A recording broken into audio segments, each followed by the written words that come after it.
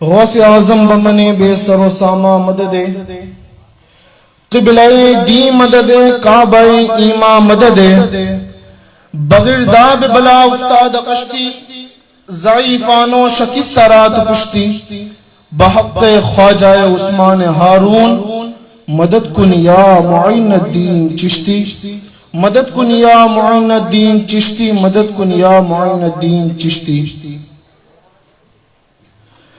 خدا را بحق بنی فاطمہ کے برقول ایما کنم خاتمہ اگر دعوتم رد کنی ور قبول منو دست دامان آل رسول. محترم احبہ، میں نے ابھی جس آیت کریمہ کی تلاوت کرنے کا شرف حاصل کیا ہے اس کا معنی اور مفہوم بتانے سے قبل نبی سرور کونین صلی اللہ علیہ وسلم کی بارگاہ بکس پناہ میں جھوم جھوم کے درود پاک کا ہدیہ پیش کرنے پڑے باواز بلند اللہم صلی اللہ سیدنا سیدنا نبینا مولانا محمد بارک وسلم صلاۃ و سلام علیک یا رسول اللہ صلی اللہ علیہ وسلم. محترم حضرات، محرم کے 10 پروگرام شروع ہو چکے ہیں.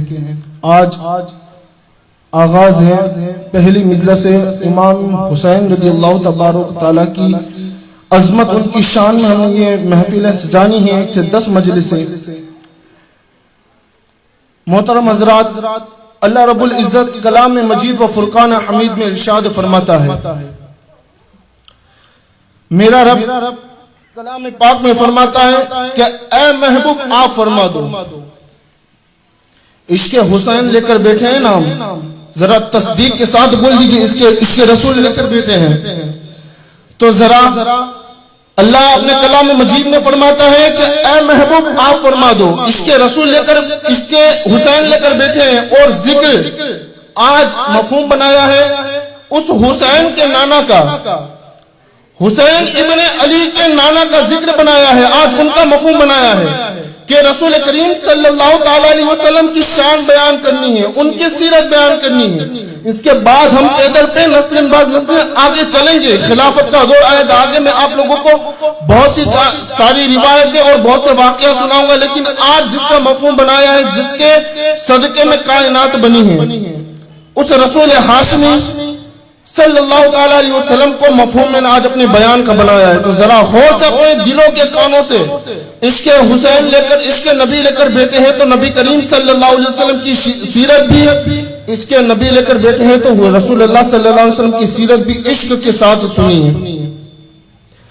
محترم احبہ، اللہ رب العزت کلام مجید میں فرماتا ہے کہ اے محبوب آپ فرما دو، اے محبوب آپ فرما دو کہ اگر میری قرابت دار یعنی میری مجھ سے قریب ہونا ہے، خدا فرماتا ہے اگر مجھ سے قریب ہونا ہے، اپنی امت سے فرما دو مجھ سے قریب ہونا ہے تو پہلے میرے نبی کی اتباع کرو، میرے نبی کی فرما برداری کرو، تب اللہ تمہیں دوست بنائے گا اور تمہارے گناہوں کو بخش دے گا. محترم حضرات، یہاں اللہ رب العزت صاف الفاظ میں کہہ رہا ہے کہ اگر مجھ سے قریب ہونا ہے تو پہلے میرے نبی کی اتباع کرو، میرے نبی کا حکم مارو، میرے نبی کی اتباع کرو، تب میری قرابت تمہیں نصیب ہوگی. محترم حضرات، نبی کریم صلی اللہ تعالیٰ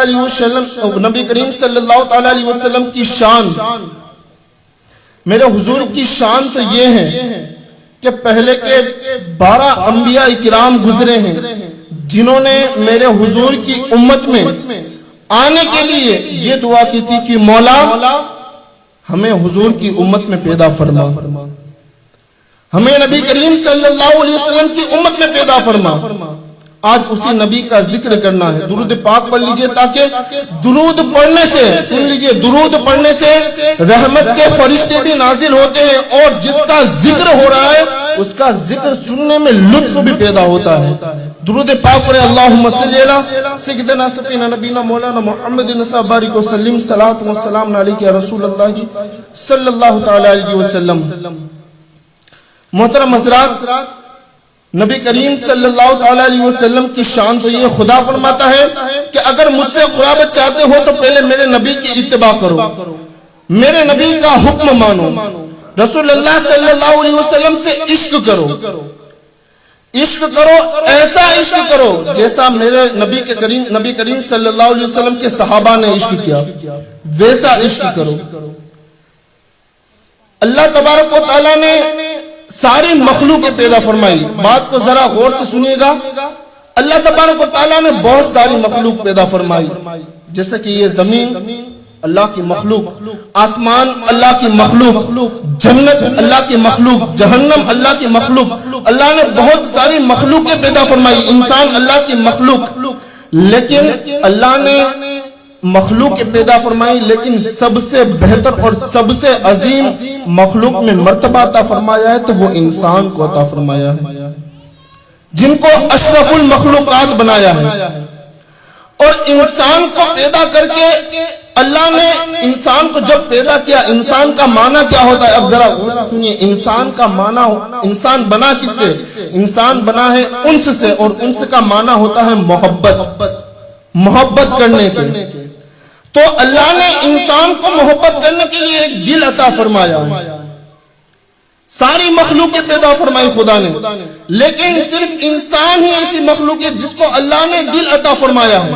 اب دل عطا فرمایا ہے، ظاہر سی بات ہے جب اللہ نے دل عطا فرمایا ہے تو وہ دل کسی نہ کسی سے تو محبت کرے گا، کسی نہ کسی کی محبت کے لیے تو میرا انسان کا دل جھکتا ہے۔ تو محبت، اللہ کو یہ واضح الفاظ میں پتا تھا کہ انسان کو جب دل دیا ہے تو محبت کرے گا، تو میرے خدا نے دل دینے سے پہلے اپنے محبوب کو پیدا فرما دیا تاکہ انسان محبت کرے تو کسی اور کی محبت میں نہ پڑے۔ اگر وہ انسان محبت کرے تو نبی کریم صلی اللہ علیہ وسلم سے محبت کرے، میرے حضور کی محبت کو اپنے دل میں جگائے۔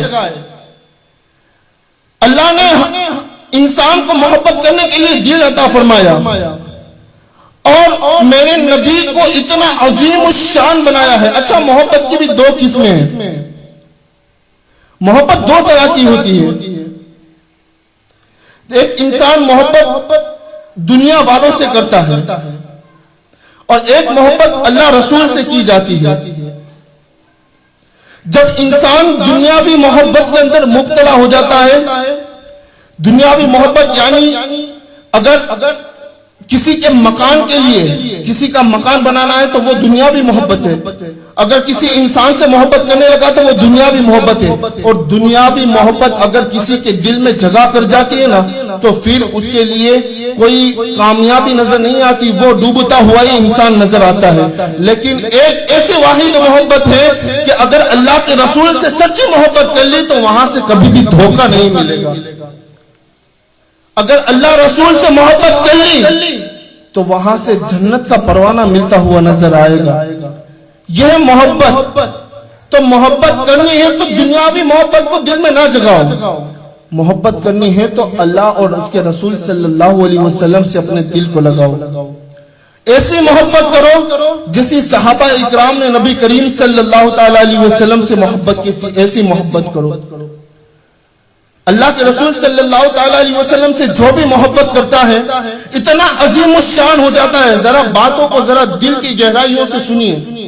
اللہ کے رسول سے جو بھی محبت کرتا ہے اللہ اسے دین اور دنیا میں اتنی ترقی اور اتنی عزت عطا فرماتا ہے۔ سیدنا ابوبکر صدیق ایک کافر باپ کے یہاں جنم لیا، لیکن نبی کریم صلی اللہ علیہ وسلم سے جب میرے حضور کی صحبت میں آئے تو اللہ نے اتنی عزت عطا کی، اتنی عزت عطا کی کہ سید السادات یعنی سید التصدیق یعنی جس کو سب سے بڑا سچا کہتے ہیں، صادق کہتے ہیں اس سچے کو جو کبھی جھوٹ نہ بولے، اور صدیق کہتے ہیں اس کو جس کی زبان سے جو بھی نکلے وہ سچا ہی نکلتا ہے۔ تو ابوبکر صدیق حضور کی صحبت میں آئے تو اللہ نے انہیں صدیق مرتبہ عطا فرمایا، اور عمر فاروق اعظم ایک کافر باپ کے یہاں جنم لیا، لیکن نبی کریم صلی اللہ علیہ وسلم کی صحبت میں آئے تو انہیں سلطان العالدین یعنی عدالت کا شہنشاہ بنا دیا۔ ویسے ہی عثمان غنی جب نبی کی صحبت میں آئے تو سخاوت کا تاجدار بنایا، اور جب علی نبی کی صحبت میں آئے تو شجاعت کے تاجدار بن کر چمکے۔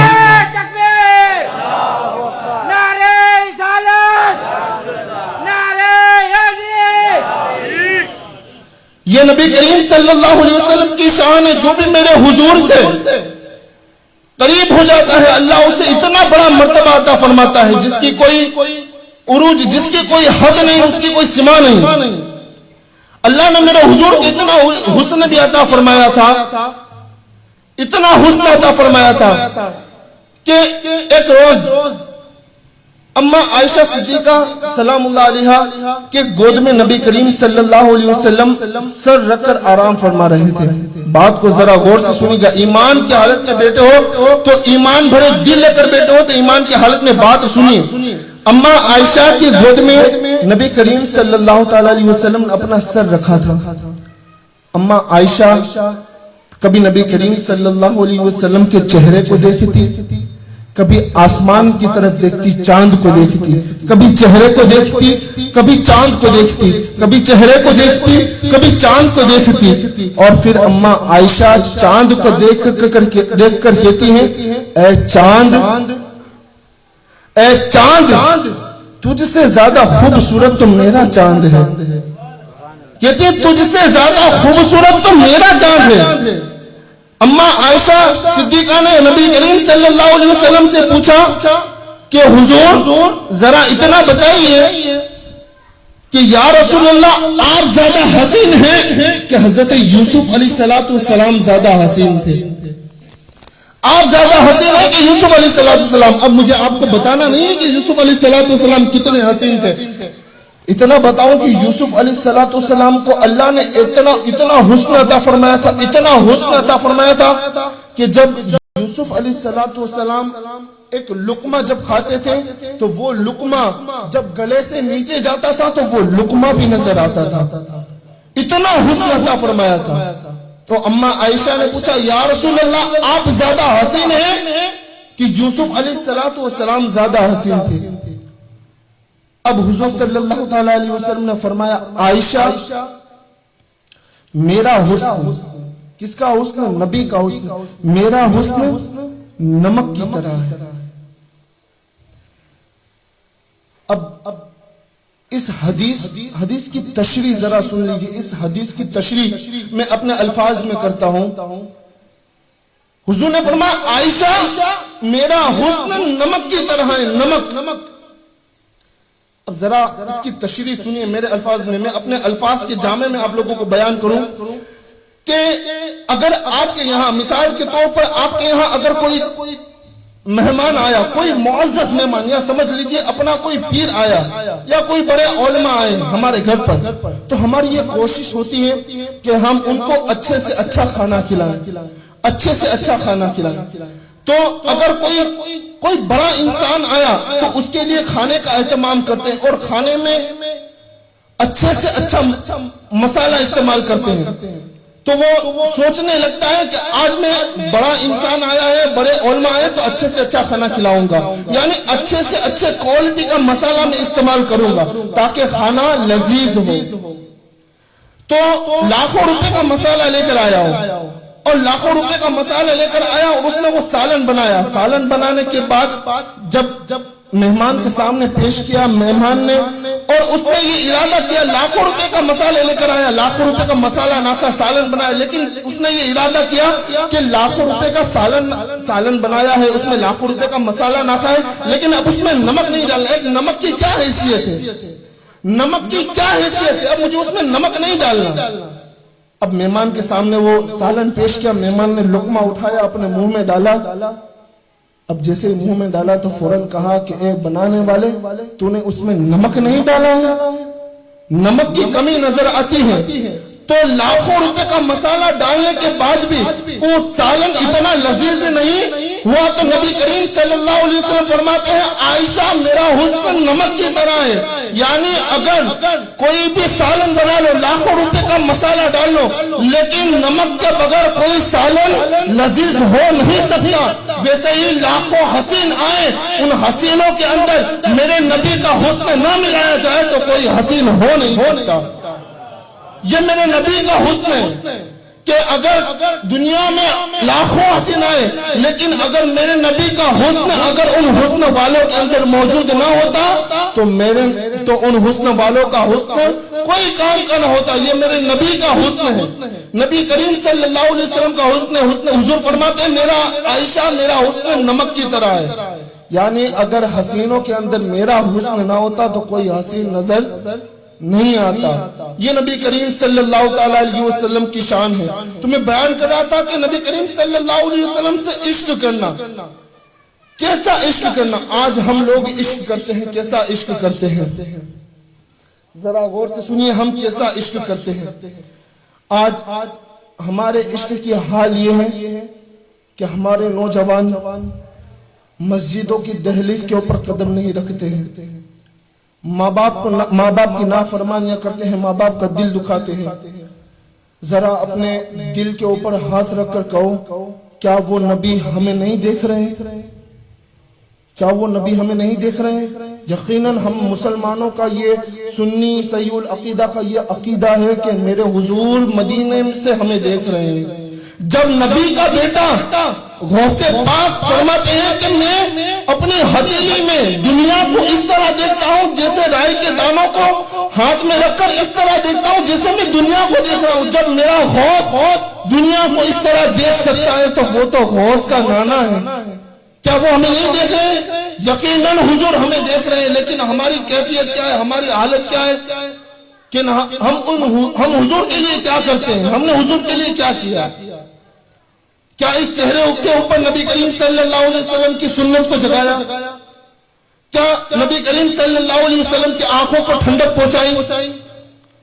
ہم نے نہ نمازوں کی پابندی کی, نہ روزوں کی پابندی کی, نہ حج کی پابندی کی, کوئی نیک اعمال ایسا کیا ہی نہیں. ہم نے نبی کو کتنا آرام پہنچایا, کتنا سکھ پہنچایا. نبی کریم صلی اللہ تعالی علیہ وسلم کی زندگی اٹھا کر دیکھیے. میرے حضور سجدے میں ہوتے تو فرماتے مولا رب حبلی امتی, میری امت کو بخش دے. حجرے عائشہ میں ہوتے تو فرماتے رب حبلی امتی, میری امت کو بخش دے. غار میں ہوتے تو فرماتے رب حبلی امتی, میری امت کو بخش دے. یہاں تک کہ میرے نبی کا جب وصال ہوا, اس دنیا سے گئے, تو علی فرماتے ہیں کہ نبی کریم صلی اللہ علیہ وسلم کو جب قبر میں لٹایا تو نبی کریم صلی اللہ علیہ وسلم کے ہونٹ جنبش کر رہے تھے. علی فرماتے ہیں میں نے سوچا کہ حضور کچھ فرما رہے ہیں. مولا علی فرماتے ہیں میں نے کان لگایا, ایمان بھری حالت میں بیٹھے نبی کی سیرت سنیے. علی فرماتے ہیں میں نے کان لگایا کہ حضور کیا فرما رہے ہیں. نبی کے ہونٹ ہل رہے تھے. حضور فرما رہے تھے رب حبلی امتی, رب حبلی امتی, مولا میری امت کو بخش دے. ذرا یہ بتائیے کہ ہم نے امت نے نبی کے لیے کیا کیا؟ کیا ہم نے نبی کے آنکھوں کو ٹھنڈک پہنچائی؟ کیا ہم نے نبی کی آنکھوں کو ٹھنڈک پہنچائی؟ نبی کریم صلی اللہ علیہ وسلم فرماتے ہیں جو بندہ ایک وقت کی نماز پڑھتا ہے گویا اس نے میری آنکھوں کو ٹھنڈک پہنچائی. آج ہماری نمازیں قضا پہ قضا ہو رہی ہیں, ہم نمازوں کی ادائیگی نہیں کرتے, اپنے ماں باپ کی نافرمانی کرتے ہیں.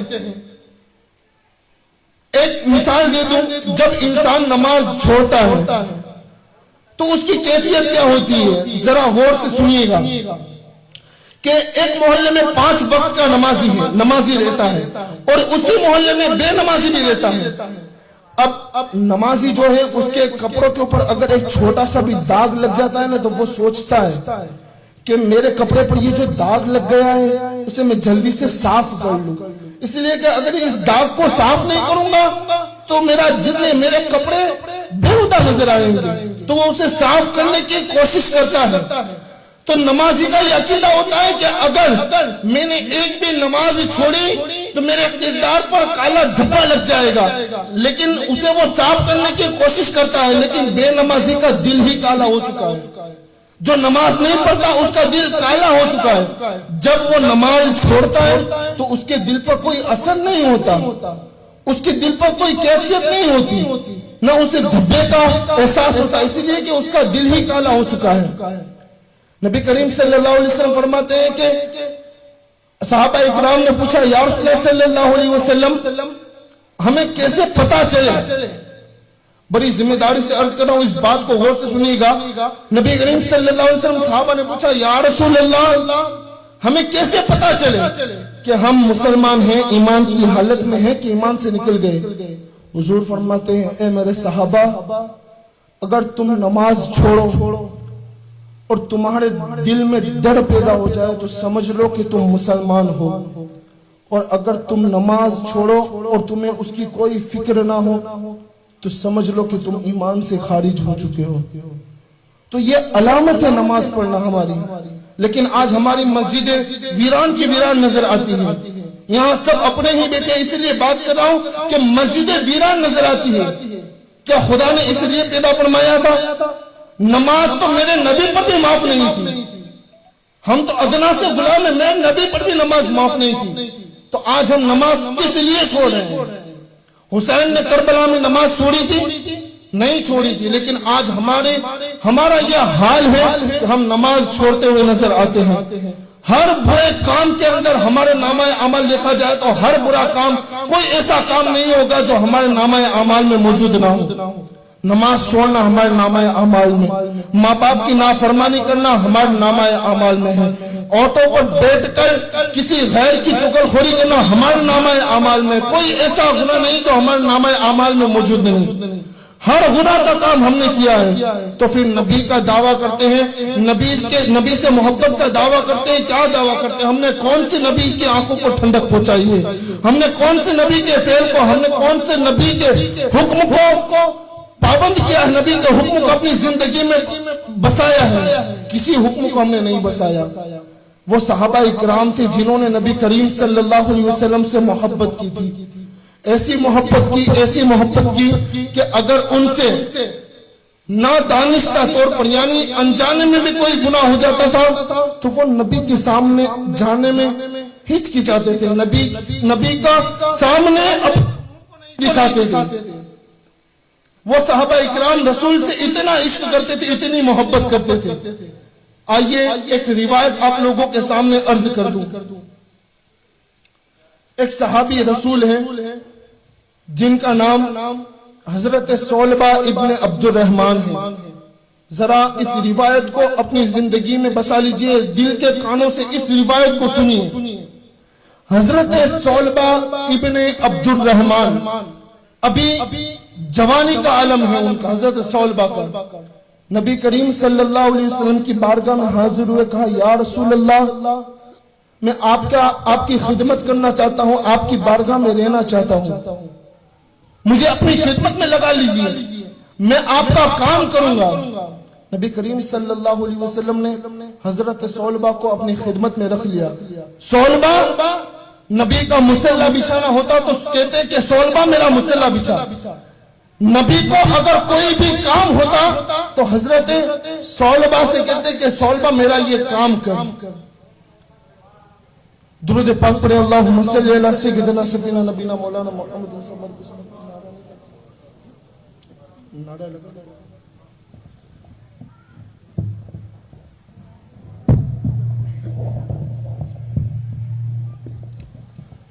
نعرہ تکبیر، نعرہ تکبیر، نعرہ رسالت، نعرہ رسالت. جشن شہید اعظم، جشن شہید اعظم. نعرہ تکبیر، نعرہ رسالت.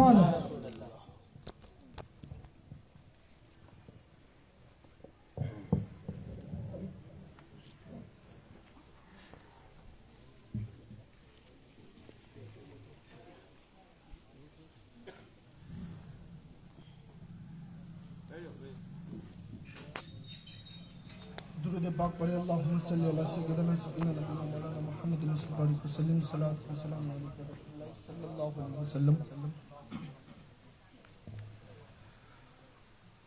تو میں عرض کر رہا تھا کہ حضرت صولبہ ابن عبد الرحمن ابھی جوانی کا عالم ہے. نبی کی بارگاہ میں حضور یا رسول اللہ مجھے اپنا خادم بنا لیجیے.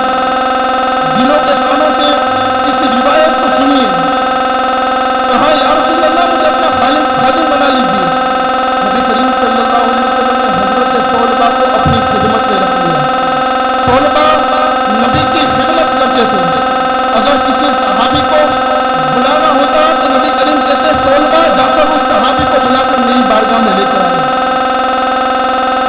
एक रोज नबी करीम सल्लल्लाहु अलैहि वसल्लम ने हजरत सोलबा से कहा, सोलबा जाओ फुला सहाबी को बुलाकर मेरी बारगाह में लेकर आओ। हजरत सोलबा गए, उस सहाबी के घर पर गए और इस्लाम के अंदर ये कानून है, ये दस्तूर है कि अगर किसी के घर पर हम जाते हैं, किसी के घर पर दस्तक देते हैं, इस्लाम का ये तरीका है कि अगर किसी के घर पर हम दस्तक देते हैं तो दस्तक देने का तरीका ये है कि उसके दरवाजे पर उसे दस्तक दो और दस्तक देने के बाद फौरन दरवाजे से हट जाओ, साइड हट जाओ। तो हजरत सोलबा जब उस सहाबी के घर पर गए तो हजरत सोलबा ने दरवाजे पर दस्तक नहीं दी बल्कि दरवाजे पर हाथ मारा तो दरवाजा खुल गया। दिलों के कानों से जरा इस रिवायत को सुनिए, हाथ मारा तो दरवाजा खुल गया। हजरत सोलबा ने देखा उस घर के अंदर तो सहाबी के घर के अंदर एक औरत गुस्ल फरमा रही थी। हजरत सोलबा की नजर उस औरत पर पड़ गई। जैसे ही नजर पड़ी सोलबा ने अपनी नजर को हटा लिया, अपनी नजर को फेर लिया और वहां से चल दिया। अब बीच रास्ते में पहुंचे तो दिल में ख्याल आया, या अल्लाह मुझसे ये बहुत बड़ा गुनाह हो गया, अल्लाह मुझसे बहुत बड़ा गुनाह हो गया है। खुदा की बारगाह में आसमान की तरफ देखते और कहते मौला मुझसे बहुत बड़ा गुनाह हो गया है, मौला को इस गुनाह की सजा, इस गुनाह का बदला तो मुझे दुनिया में अता कर दे मौला, लेकिन इस गुनाह की खबर मेरे नबी करीम सल्लल्लाहु अलैहि वसल्लम तक न पहुंचाना। अगर इसकी खबर मेरे नबी तक पहुंच गई तो मेरे नबी मुझसे रुसवा हो जाएंगे, मेरे नबी मुझसे नाराज हो जाएंगे। सोलबा कहते हैं कि ए अल्लाह इस गुनाह का बदला तो मुझे इस दुनिया में दे दे, लेकिन इसकी खबर मेरे नबी तक ना पहुंचाना।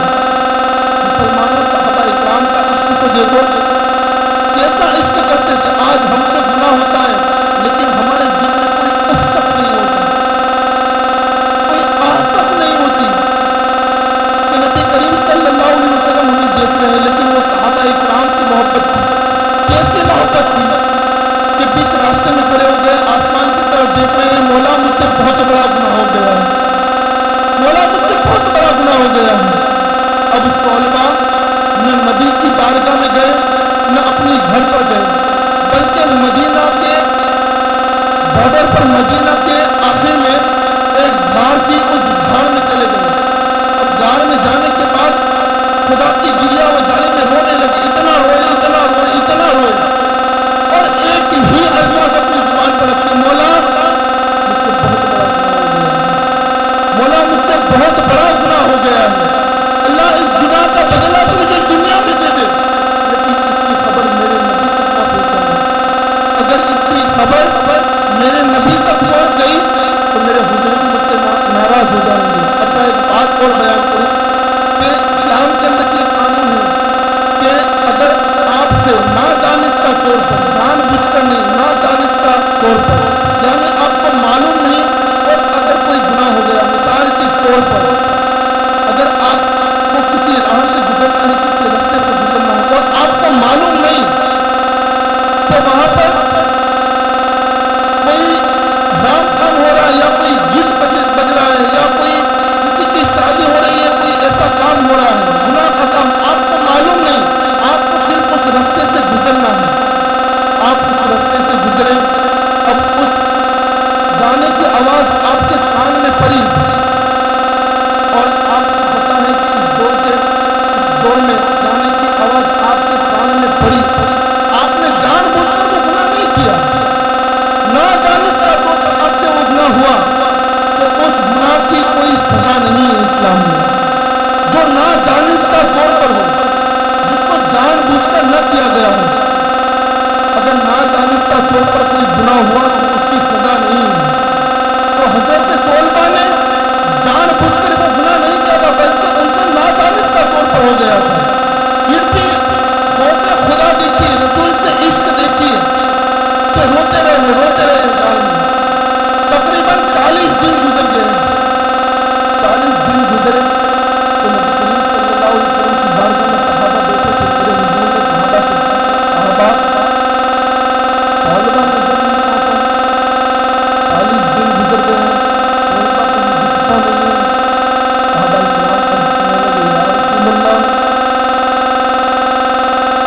सौलबा न आपकी बारगाह में आता है, न मस्जिद नबी में आता है, न अपने घर पर मौजूद है। सौलबा कई दिनों से गायब है। अभी सहाबा इकराम का ये हुजूर को कहना था कि आसमान से जिब्राइल हमें नाज़िल हो गई। कहने लगे या रसूल अल्लाह, आपका एक सहाबी मदीना की सरहद पर घाट में बैठकर खुदा की बारगाह में गिरिया वजारी कर रहा है, खुदा की बारगाह में रो रहा है। हुजूर समझ गए वो कोई और नहीं बल्कि वो सौलबा इब्न अब्दुल रहमान भी होगा। हुजूर ने हजरत उमर फारूक आजम और हजरत सलमान फारसी से कहा कि ऐ सलमान और उमर जाओ, उस सहाबी को सौलबा को ढूंढ कर मेरे पास लाओ। अब हजरत उमर और हजरत सलमान फारसी दोनों चले। अब जब गार के करीब पहुंचे तो देखा कि वहां एक चरवाहा अपनी बकरियों को चरा रहा है। तो हजरत उमर फारूक आजम ने उस चरवाहे से पूछा, ए चरवाहा, जरा ये बताओ क्या तुमने सौलबा को कहीं देखा है? चरवाहे ने कहा, कौन सौलबा? मैं तो किसी सौलबा को नहीं जानता। उमर फारूक आजम ने कहा, सौलबा इब्न अब्दुल रहमान को तूने कहीं देखा है? कहा, ना ना, मैं सौलबा इब्न अब्दुल रहमान को तो नहीं जानता, लेकिन हाँ इतना जानता हूँ। अब वो चरवाहा कहता है, इतना जानता हूँ कि वो जो खुदा गार है उसमें एक अल्लाह का वली है, एक ऐसा बरगुज़ीदा बंदा रहता है कि इतना रोता है, इतना रोता है, खुदा की बारगाह में इतनी गिरिया वज़ारी करता है, और जब रात होती है तो वो गार से बाहर आता है, उस गुफा से बाहर आता है, गार से बाहर निकलकर अपने सर पर हाथ रखकर आसमान की तरफ देखता है और कहता है, मौला, कहता है अल्लाह, मुझसे बहुत बड़ा गुनाह हो गया। कहा, मौला, मुझसे बहुत बड़ा गुनाह हो गया है। मौला, इस गुनाह की सजा मुझे इस दुनिया में दे दे, लेकिन इस गुनाह की खबर मेरे नबी तक ना पहुंचाना, इस गुनाह की खबर मेरे नबी तक ना पहुंचाना। सोचो तो सही, वो सहाबा इकराम का इश्क था। जो गुनाह नादानिस्ता तौर पर उनसे हुआ था, उसका भी इतना खौफ था, उसका भी इतना डर था कि खुदा की बारगाह में गिरिया वज़ारी करते थे, बोला इसकी खबर मेरे नबी तक ना पहुंचे। लेकिन आज हम तो जानते हैं कि मेरे नबी हर चीज़ देखते हैं, लेकिन आज फिर भी हम नबी करीम सल्लल्लाहु अलैहि वसल्लम के फरमाए बताए हुए अक़वाल और बताए हुए रास्ते पर नहीं चलते। क्या यही नबी करीम सल्लल्लाहु अलैहि वसल्लम का तरीका है? इसीलिए नबी करीम सल्लल्लाहु अलैहि वसल्लम ने ताइफ में हमारे लिए पत्थर खाए थे। कितने पत्थर खाए थे? मैं बहरहाल ये बताता हूँ कि नबी ने इतने पत्थर खाए थे, इतने पत्थर खाए थे कि सर से लेकर पाँव तक पूरे लहू में लथपथ हो गए थे। अम्मा आयशा ने पूछा, या रसूल अल्लाह, आपको जिंदगी में सबसे ज्यादा तकलीफ कहाँ हुई? या रसूल अल्लाह, आपको जिंदगी में सबसे ज्यादा तकलीफ कहाँ हुई? आयशा, मुझे जिंदगी में सबसे ज्यादा तकलीफ ताइफ में हुई थी। जब मैं ताइफ में दिन फैलाने के लिए गया था और वहां के लोगों ने मुझ पर जुल्म किया था। कहा, मेरी जूती पूरी खून से लथपथ हो गई थी। सोचिए, हम अपने बाप को देखते हैं कि मेरा बाप मजदूरी कर रहा है, सर से लेकर पाँव तक वो अपने पसीने में लथपथ है, तो हमें अपने बाप का वो काम करना मंजूर नहीं। हम वो अपने बाप का काम करना नहीं देख सकते, किस लिए कि उस बाप ने हमें जन्म दिया है, उस बाप की तकलीफ को नहीं देख सकते। मुसलमानों, गौर तो करो, वो नबी जिनके सदके में हमें ये दुनिया मिली, वो नबी जिनके सदके में ये कायनात बनाई गई है, आज जो सुकून की जो सांस ले रहे हैं उस नबी का सदका है। आज 3 वक्त का जो अनाज मिल रहा है वो उस नबी का सदका है। उस नबी के सदके से हम यहाँ पर मौजूद हैं। हमने उस नबी की आंखों को कितनी ठंडक पहुँचाई, उस नबी के हर कौल को, हर फ़ेल को हमने बरगुजर करा, दरगुजर कर दिया है। हमने उस नबी के कोई किसी फ़ेल को अमल पर हम गामज़न नहीं हुए, उस नबी को इतनी तकलीफ पहुँचाई है। लेकिन वो सहाबा इकराम जिनसे नादानिस्ता तौर पर जानबूझकर नहीं, अनजाने में जो गुनाह हुआ था उससे इतना रोते हैं। वो चरवाहा कहता है कि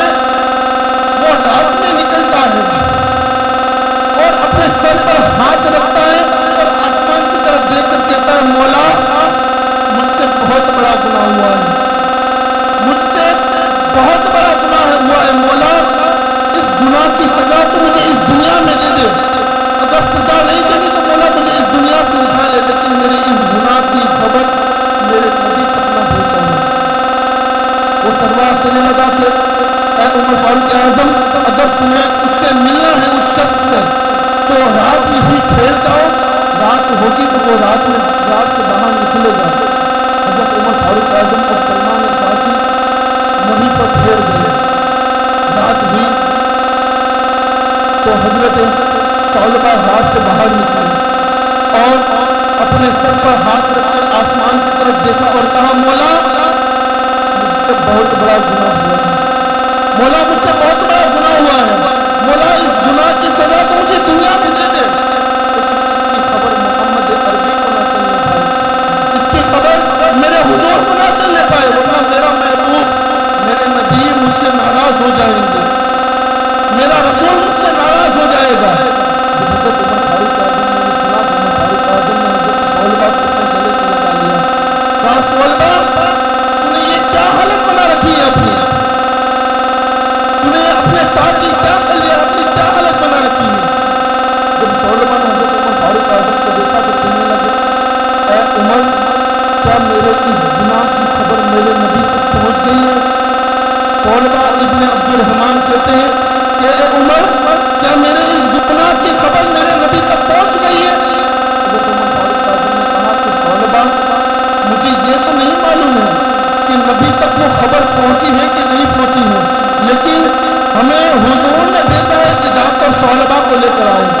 حضرت ثعلبہ نے کہا کہ عمر میں تمہارے ساتھ چلوں گا لیکن میری ایک شرط ہے, اس وقت نہیں چلوں گا, نماز کا وقت ہوگا میں اس وقت چلوں گا, اسی لیے کہ مجھے نبی کے سامنے کھڑا رہنے میں شرم آئے گی, نبی کے سامنے کھڑا رہنے میں مجھے حیا آئے گی, میں نے اتنا بڑا گناہ کیا ہے.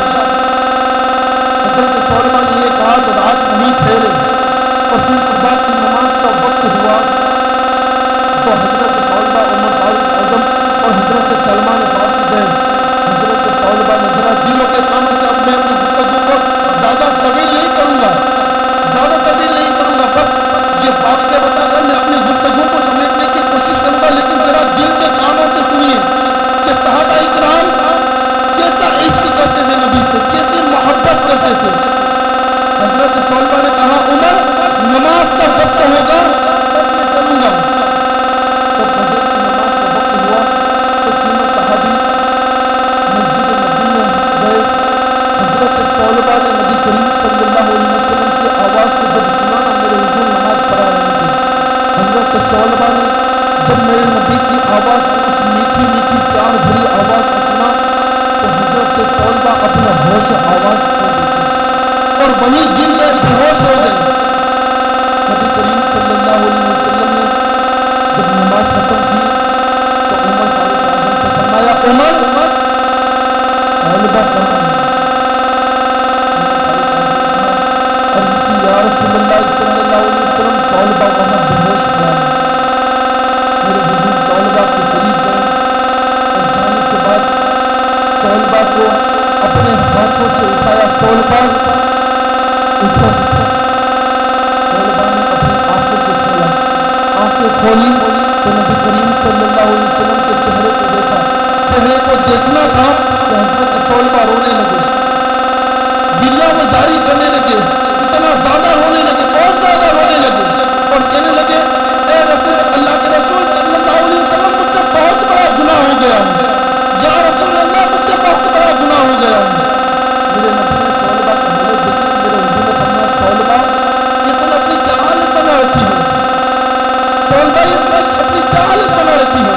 حضرت ثعلبہ کہتے ہیں یا رسول اللہ مجھ سے اتنا بڑا گناہ ہو گیا ہے کہ میں اس کا بدلہ نہیں عطا کر سکتا خدا کی بارگاہ میں, خدا کی بارگاہ سے مجھے اس کی معافی بھی نہیں مل سکتی. میرے حضور نے فرمایا اسی لیے میں جب نماز پڑھاتا تھا تب کہتا تھا کہ آمین بولا کرو. میرے نبی نے حضرت ثعلبہ سے کہا کہ ثعلبہ میں تجھے اللہ کے کلام کی وہ آیت نہ سنا دوں, وہ آیت نہ سنا دوں.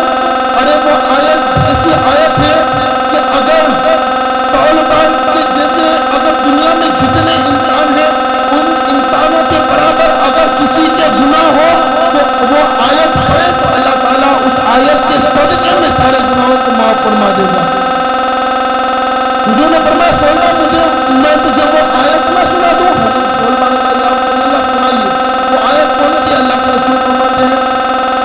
ربنا آتنا فی الدنیا حسنۃ وفی الآخرۃ حسنۃ وقنا عذاب النار.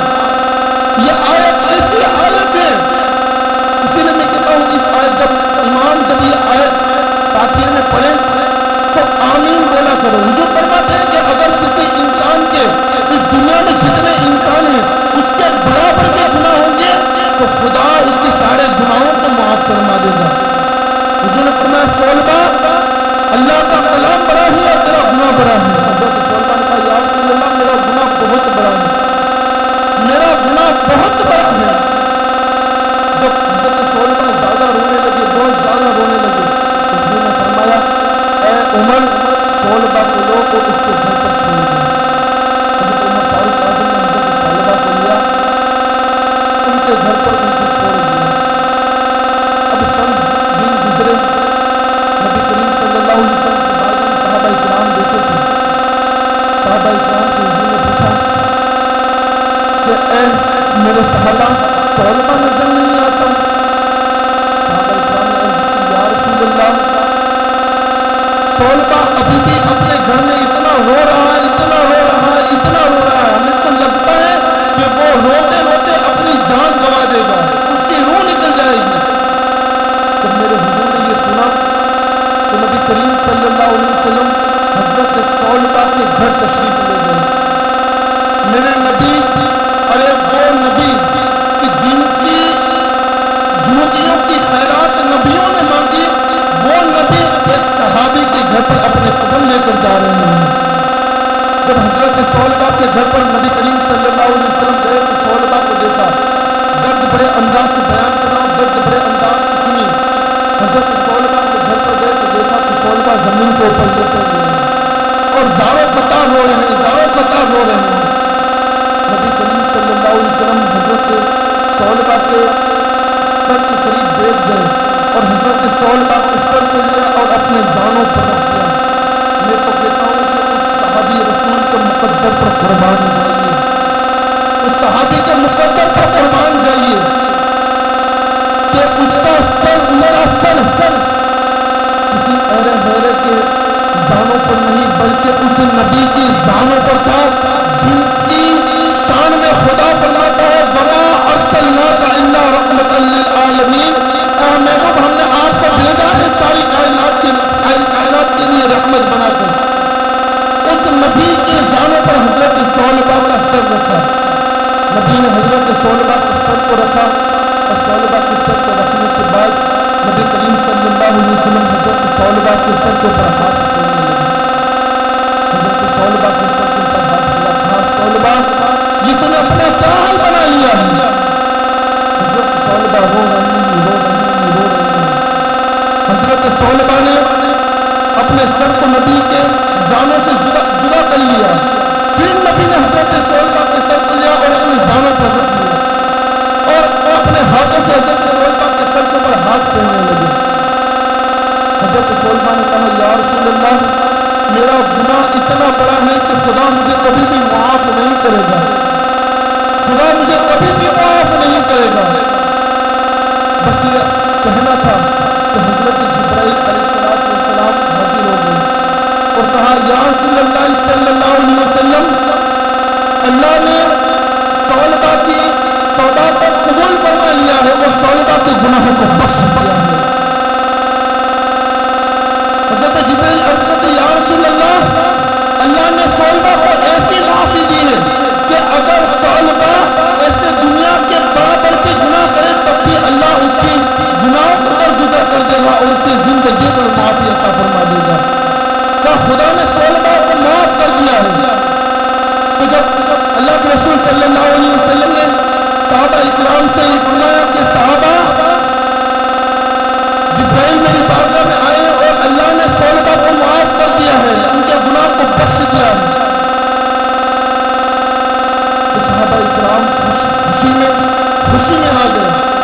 صحابہ کہنے لگے اب تو صلبہ نبی کی بارگاہ میں آئے گا، اب تو صلبہ نبی کی خدمت کرے گا، نبی کا حکم بجا لائے گا. لیکن حضرت صلبہ کی آنکھوں سے اشک ابھی بھی جاری ہے. حضرت صلبہ روئے جا رہے ہیں. جب حضرت صلبہ نے سنا کہ اللہ نے مجھے کر دیا ہے. ثعلبہ نے آسمان کی طرف دیکھ کر کہا مولا میں گنہگار ہوں, ان آنکھوں نے گناہ کیا ہے, لیکن اللہ تو اتنا غفور الرحیم ہے کہ تو نے میرے گناہ کو بخش دیا. اتنا کہا اور دل سے ایک آہ نکلی. حضرت ثعلبہ کی روح اس وقت ہی نکل گئی اپنے جسم سے.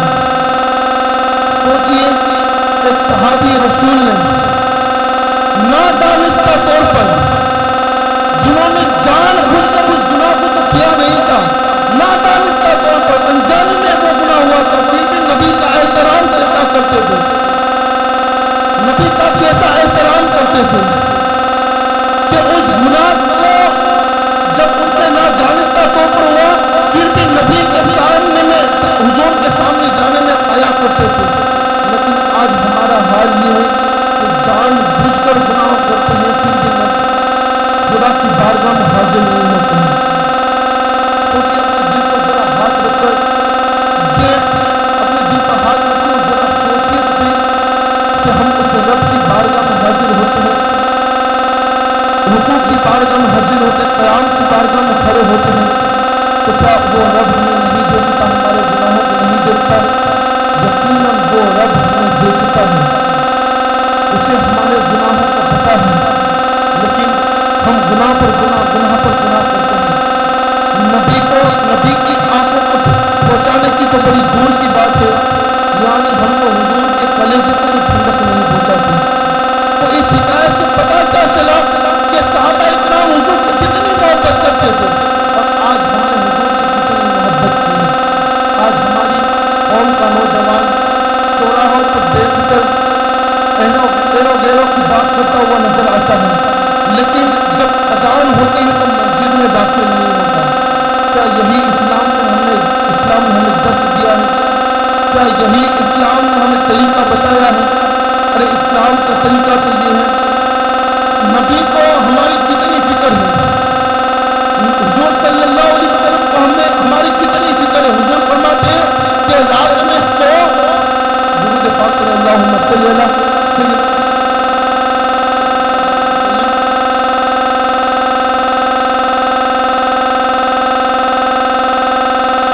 حضور فرماتے ہیں کہ رات میں اگر سو تو اپنے بستر کو جاڑ لیا کرو.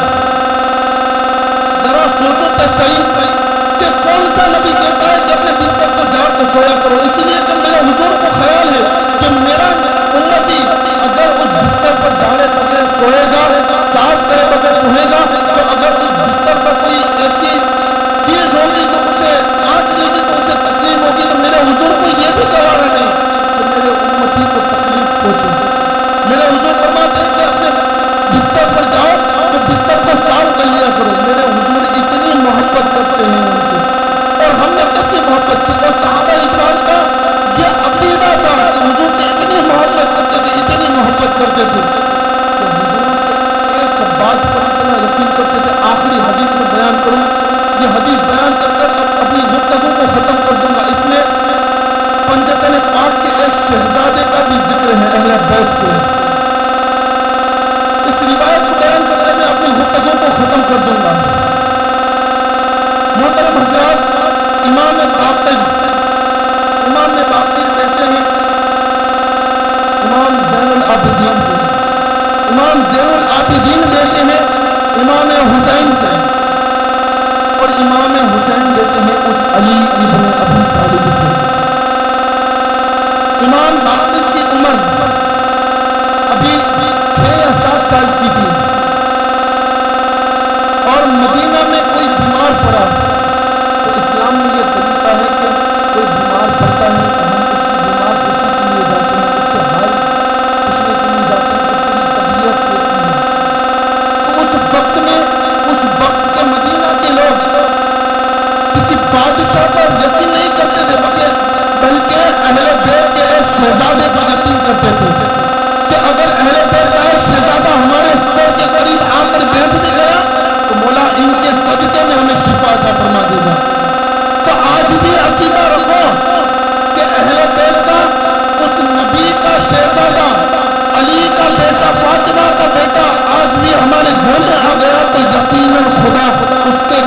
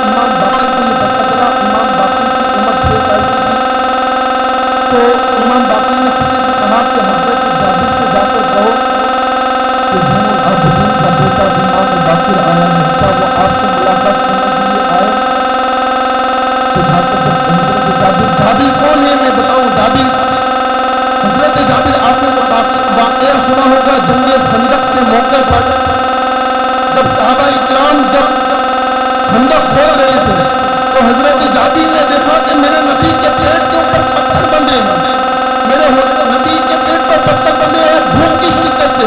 حضرت جابر نے کہا تھا یا رسول اللہ میں آپ کی دعوت کرنا چاہتا ہوں۔ تو حضرت جابر گھر پر گئے، بکری کا بچہ ذبح کیا اور حضور صلی اللہ علیہ وسلم کو کھانے پر بلایا۔ میرے حضور نے جتنے صحابہ تھے سب کو حضرت جابر کے گھر پر بلا لیا، کہا جابر کے یہاں دعوت ہے۔ وہ واقعہ آپ نے بخوبی سنا ہوگا، وہی حضرت جابر ہے۔ اب حضرت جابر کے پاس جب منادی گیا، کہنے لگا کہ حضرت جابر امام زین العابدین کے بیٹے امام باقر آئے ہیں، وہ آپ سے ملاقات کرنا چاہتے ہیں۔ جب حضرت جابر نے یہ سنا کہ زین العابدین کے بیٹے آئے ہیں، وہ بھی مجھ سے ملاقات کرنا چاہتے ہیں، یہ سنا تو کہنے والے پر غصہ ہو گئے کہ تو مجھے ابھی عقل دیتا ہے، پہلے مجھے اس چیز کی خبر کو نہیں دی ہوتی تو میں جابر خود اپنے قدموں سے امام باقر کے بارگاہ میں حاضر ہو جاتا۔ اور حضرت جابر کی عمر اتنی زیادہ ہو چکی تھی کہ وہ کھڑے ہونے کی حالت میں نہیں ہوتی، بلکہ سمجھ لو کہ نابینا ہو چکے تھے، یعنی آنکھوں سے بھی کم دکھتا تھا، داڑھی سفید ہو چکی تھی، اتنی زیادہ عمر ہو چکی تھی۔ اب حضرت جابر نے کہا کہ امام باقر جو مجھ سے ملنے آنا چاہتے ہیں تو ان کو بلا کر لے آؤ میرے پاس، وہ وہاں سے نکلیں گے، میں جابر یہاں سے اس علی کے شہزادے کا استقبال کروں گا۔ اب امام باقر جب وہاں سے نکلے تو حضرت جابر یہاں اپنے گھر میں کھڑے ہو گئے، کھڑے ہونے کی تاب نہیں تھی، کھڑے ہونے کی ہمت نہیں تھی، پھر بھی کھڑے ہو گئے۔ اس لیے کہا علی کا شہزادہ آ رہا ہے، اس لیے فاطمہ کا خون آ رہا ہے، علی کا خون آ رہا ہے، اس لیے کہا امام باقر آ رہے ہیں۔ حضرت جابر اتنی بڑی عمر میں کھڑے ہو گئے۔ حضرت امام باقر جب حاضر ہوئے، حضرت جابر نے فوراً قدموں میں گر گئے، اس علی کے شہزادے کے قدموں کو چوما، اپنے گھٹنوں کے بل بیٹھ گئے اور علی کے اس شہزادے کے قدموں کو چوما اور بیٹھے۔ گفتگو ہوئی، بس بات ذرا غور سے سنیے گا، میں اپنی گفتگو کو ختم کرنے چلا ہوں۔ گفتگو ہوئی، پھر گفتگو ہونے کے بعد امام جابر امام باقر سے کہا کہ میں آپ کو ایک بات کرنا چاہتا ہوں۔ کہا کہو، کہا آپ کے کان میں کہنا چاہتا ہوں۔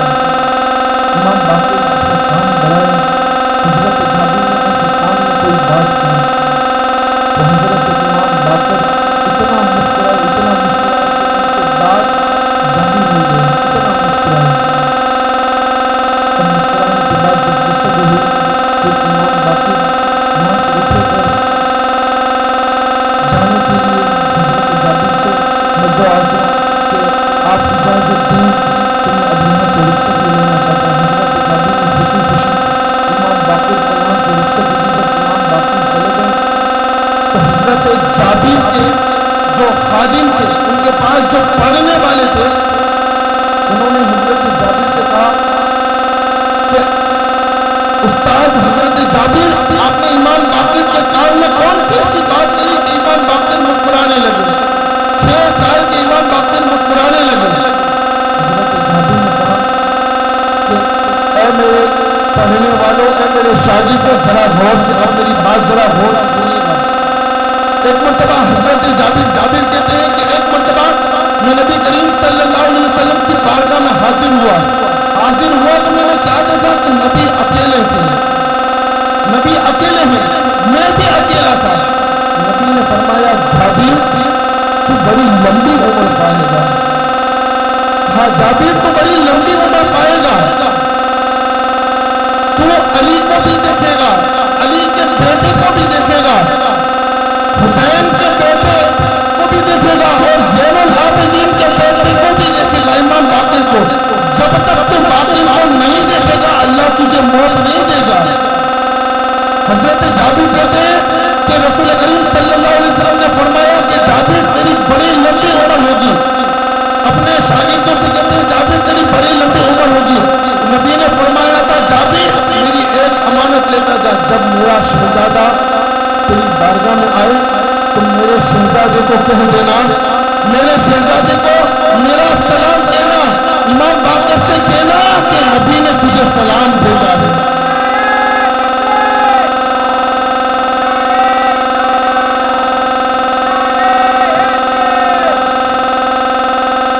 حضرت جابر کہتے ہیں اپنے شاگردوں سے کہ میرے نبی نے فرمایا تھا کہ جابر جب تو باقر سے ملنا تو میرا سلام پیش کرنا. اپنے شاگردوں سے کہتے ہیں اے میرے شاگردوں, نبی کی وہ علامت میں نے نبی کے شہزادے کو دے دی ہے, اب میرے کفن کی تیاری کرو. اس لیے کہ میرے نبی نے فرمایا تھا جابر تو بڑی لمبی عمر پائے گا اور امام باقر کو دیکھے گا, امام باقر کو میری علامت دے دینا. اب میں نے امام باقر کو نبی کی علامت دے دی ہے, اب میرے جنازے کی تیاری کرو. اس لیے کہ اللہ تعالیٰ اب مجھے کبھی بھی موت عطا فرمائے گا. تو یہ میرے صحابہ کا ایمان تھا. میرے حضور اگر کچھ بھی فرما دیتے تھے تو صحابہ اکرام اس کو بخوشی تصدیق کر لیتے تھے. نبی سے عشق, ایسا عشق کرتے تھے, ایسا عشق کرتے تھے. اور ظاہر سی بات ہے کہ اگر کوئی نبی سے عشق کرتا ہے تو اللہ تعالیٰ اسے دنیا میں بھی کامیابی عطا فرماتا ہے اور کل آخرت میں بھی اسے کامیابی عطا فرمائے گا. حضرت سیدنا ابو بکر صدیق رضی اللہ تعالیٰ عنہ نے نبی سے عشق کیا. ابو بکر کی عبادتوں پر ان کو اتنی بڑا مرتبہ نہیں ملا, بلکہ حضور سے عشق اتنا کیا تھا کہ اللہ نے انہیں اتنا مرتبہ عطا فرمایا تھا.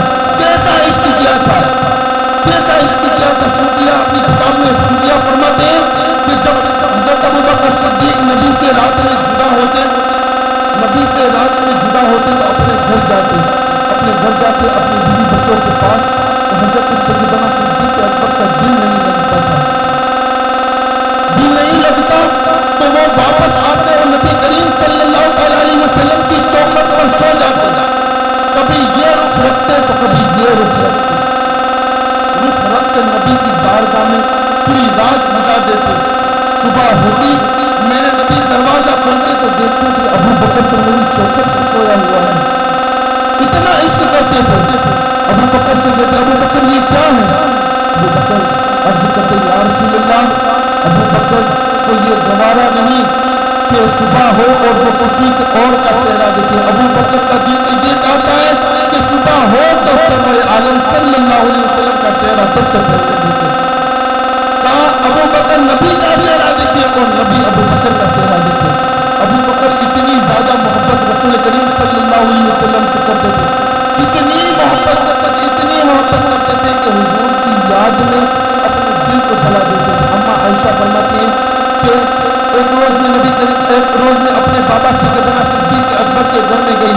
بس اپنی گفتگو کو ختم کرنے لگا ہوں, بات کو ذرا غور سے سنیے گا کہ اما عائشہ فرماتی ہیں کہ ایک روز میں اپنے بابا سیدنا صدیق اکبر کے گھر میں گئی تو جا کر میں نے کیا دیکھا کہ پورا گھر دھواں نظر آیا پورے گھر میں. میں نے اپنے بابا سیدنا صدیق اکبر سے کہا کہ بابا جان, گھر میں تو کوئی چولہا موجود نہیں ہے, لیکن گھر میں اتنا دھواں کہاں سے آیا؟ سیدنا صدیق اکبر کہتے ہیں کہ بیٹی یہ میرا دل جل رہا ہے, میرا محبوب جب مجھ سے جدا ہوا ہے میرا دل جل رہا ہے, میرا دل رو رہا ہے.